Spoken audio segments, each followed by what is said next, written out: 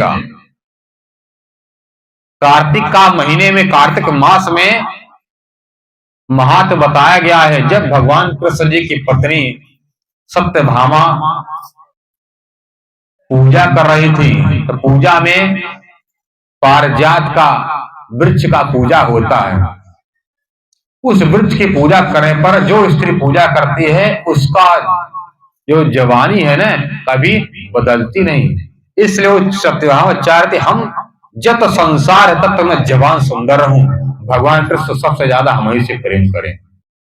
तब भगवान कृष्ण गए गरुड़ पर बैठ करके इंद्र के पास। इंद्र से कहते कि देवराज इंद्र, हमको क्या दे दो, ये पारिजात का पेड़ वृक्ष दे दीजिए। मेरी पत्नी व्रत कर रही है, जिस दिन व्रत पूर्ण हो जाएगा, जैसे ही हम आपके पास आपका पेड़, आपका वृक्ष लौटा दूंगा। इंद्र का तो कभी नहीं दूंगा। तो जब भगवान से इंद्र का युद्ध होने लगा, इंद्र जब लगा हारने, तो कामधेनु गाय की बेटी का नाम है सुरभि। सुरभि गाय को बुलाते हैं, तो सुरभि गाय आई रक्षा करने के लिए।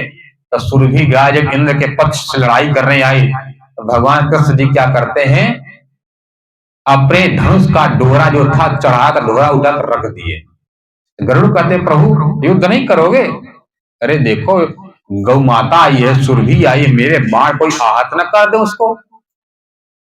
अच्छा ठीक है, आप नहीं करो तो हम कुछ समझा करके आते हैं। गरुड़ जी गए सुरभि माता को समझाने। अरे माता जी, अरे जो इंद्र के तुम चक्कर में फंसी हो, इंद्र किसी का है नहीं। एक कुछ दिन पहले जब इंद्र का आसन, इंद्रासन कौन ले लिया था? नरकासुर, धरती माँ का जो पुत्र नरकासुर ले लिया था, और माता अदिति का कुंडल छीन लिया था। तब यही इंद्र गया था द्वारिका में, कृष्ण जी से सहायता मांगा था, और कृष्ण जी सत्यभामा जाकर के उस नरकासुर को वध किए थे। उनका इंद्रासन मिल दे दिए, माता अदिति कुंडल दे दिए। आज वही इंद्र भूल गया, वही उनकी पत्नी सत्यभामा ने युद्ध किया था नरकासुर से, तब मारा गया। आज वही इंद्र अपना इतना एहसान फरामोश है, मतलब अपना काम पूर्ण होते ही भूल गया।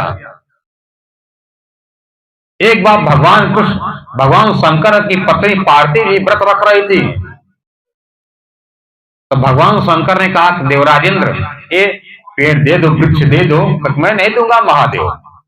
तो भगवान शंकर ने क्या किया, नाराज होकर के अपने माया से शक्ति से पूरे कैलाश में पारिजात का कल वृक्ष का वहां पर पेड़ ही लगा डाला जंगल में। ये किसी का नहीं है। तो सुरभि माता कहते मेरे शरण में आया, इसलिए मैं छोड़ूंगा नहीं। इसलिए नहीं बात मानोगी या नहीं मानोगी? तो गरुड़ जी जैसे अपने पंख लगते भरने के लिए, उड़ने के लिए, गरुड़ के पंख के तीक्ष्ण तेज धार से जैसे ही सुरभि मां के शरीर से स्पर्श होता है, तो स्पर्श करते ही और सुरभि मां का जो मांस है लग गया, गिर गया। उस मांस से जो खून टपकता है, उसी से सुरती तंबाकू का जन्म हुआ। शास्त्र में कहा गया है, जो सुरती खाने पर, गौ मांस खाने पर पाप लगता, गौ मांस। इसलिए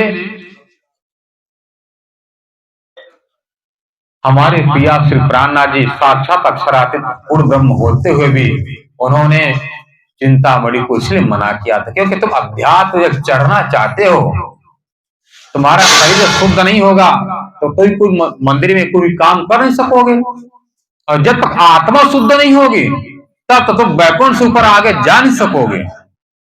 जीव के लिए बताया गया, जीव के लिए शुद्ध होना पड़ेगा। तो जब जीव शुद्ध होगा, निर्मल मन जन सो मोहि पावा, मोहि कपड़ छल छिद्र भावा।